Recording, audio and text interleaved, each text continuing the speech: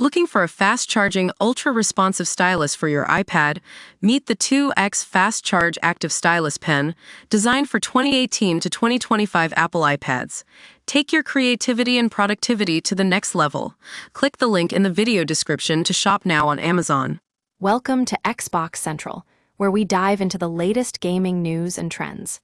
Today, we're talking about a very interesting development in the world of game subscriptions. You might have seen some headlines saying that a former PlayStation executive thinks Xbox Game Pass is not in a healthy position. That's right, we're talking about Shuhei Yoshida, a key member of Sony's PlayStation team back in the 90s.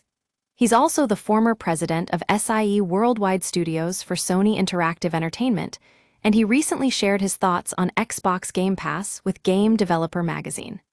Now, Yoshida does have some bias towards PlayStation, but what he said about Xbox Game Pass is worth noting. So, according to Yoshida, one of the main issues with Xbox Game Pass is the promise of having first-party games available at launch.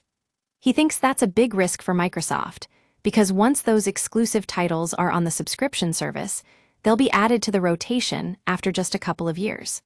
By then, people might have already bought their copies and won't feel like buying them again.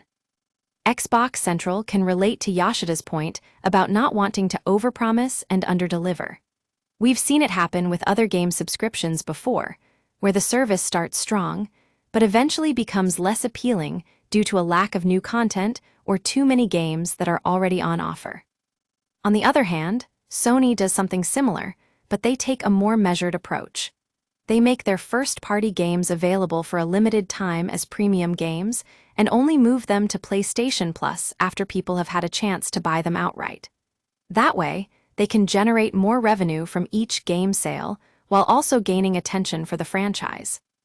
It's worth noting that fans are enjoying Xbox Game Pass right now, thanks in part to some great additions like The Elder Scrolls IV, Oblivion Remastered, and Doom: The Dark Ages. But will this be sustainable in the long run? Only time will tell. So there you have it. A former PlayStation executive thinks Xbox Game Pass is not in a healthy position due to its promise of first-party games at launch. We'll be keeping an eye on how things play out, and we want to hear from you too. What do you think about Xbox Game Pass? Share your thoughts with us in the comments below. And if you're looking for more gaming news and analysis, be sure to subscribe to our channel and hit that notification bell. We'll see you in the next video.